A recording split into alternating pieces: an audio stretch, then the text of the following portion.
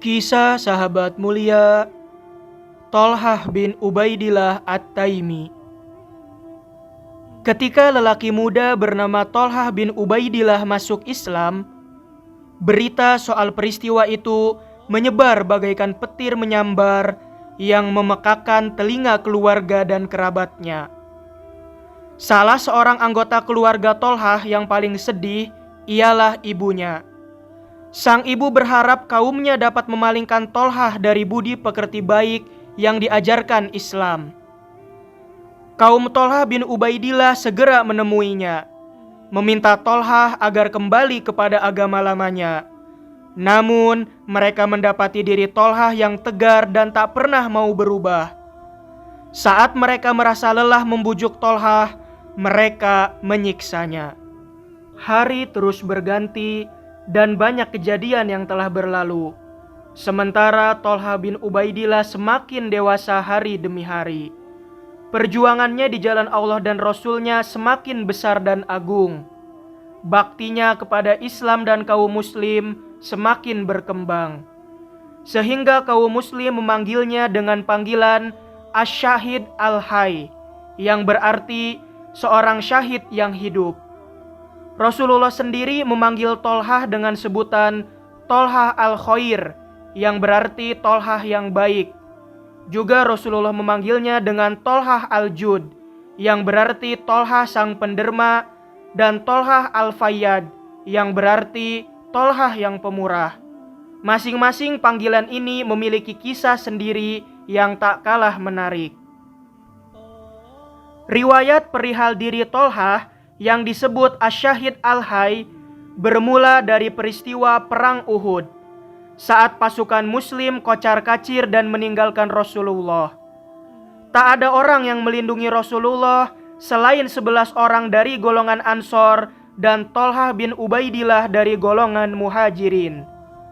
Pada waktu itu, Nabi sedang menaiki gunung bersama beberapa sahabatnya, dan sejumlah prajurit musyrik menyusul beliau dan berniat membunuh Rasulullah. Rasulullah lalu bertanya, "Siapa yang mampu memukul mundur mereka semua, maka dia akan menjadi temanku di surga." Aku mampu ya Rasulullah. "Tetaplah di tempatmu, wahai Thalhah," Aku mampu ya Rasulullah. ucap seorang laki-laki dari golongan Ansor. "Baiklah, kau saja wahai pemuda Ansor yang melakukannya," tanggap Rasulullah. Maka lelaki Ansor itu pun melawan prajurit-prajurit musyrik sehingga dia terbunuh. Kemudian Rasulullah masih terus menaiki gunung bersama sahabat-sahabatnya, dan prajurit-prajurit musyrik masih terus mengejar beliau. Thalhah bin Ubaidillah terus saja menawarkan dirinya untuk melindungi Rasulullah dengan menjawab, Aku mampu melakukannya ya Rasulullah.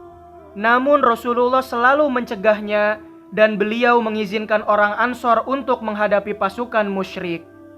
Sehingga kaum Ansor semuanya sudah mati syahid. Tak ada yang tersisa menemani Rasulullah saat itu selain Thalhah bin Ubaidillah. Sedangkan prajurit-prajurit musyrik terus mengejar mereka. Maka pada saat itulah Rasulullah bersabda kepada Thalhah, "Baiklah, sekarang kau boleh menghadang mereka, wahai Thalhah bin Ubaidillah." Pada waktu itu, gigi geraham Rasulullah telah tanggal, dahi dan bibir Nabi terluka, darah mengalir dari wajah dan beliau merasa lelah. Thalhah bin Ubaidillah langsung menyerang prajurit-prajurit musyrik yang mengejar Nabi, sehingga dia mampu menghadang mereka. Kemudian Thalhah kembali lagi menemui Rasulullah, sehingga dia dan beliau naik sedikit ke arah puncak gunung. Lalu Nabi duduk di atas tanah, sedangkan Thalhah kembali lagi menghadang prajurit-prajurit musyrik.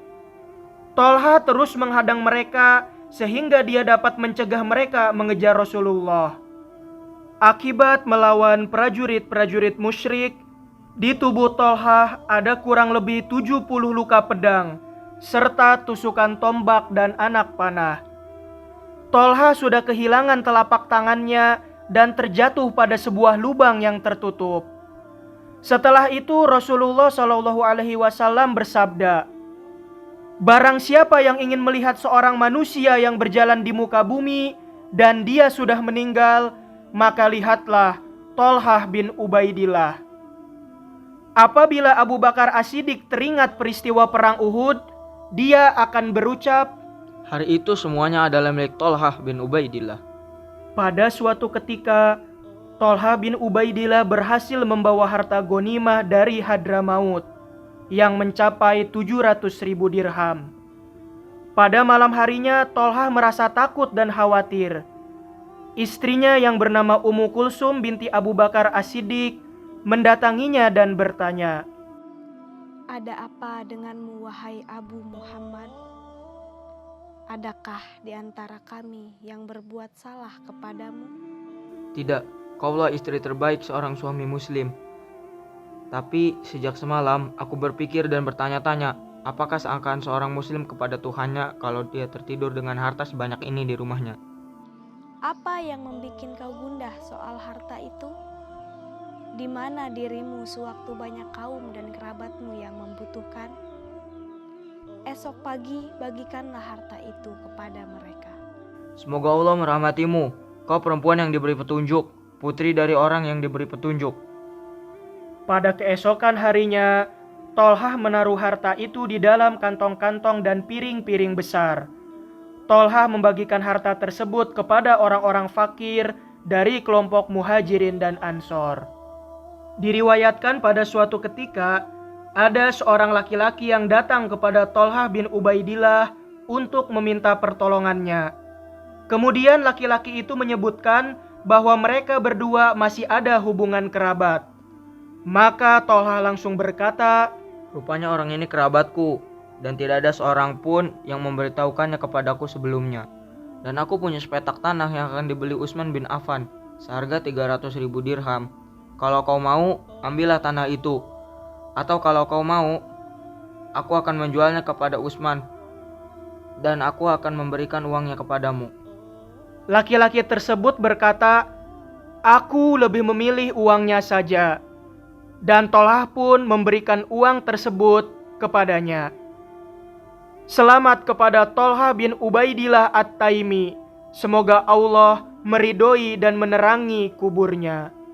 Wallahu a'lamu bissawab.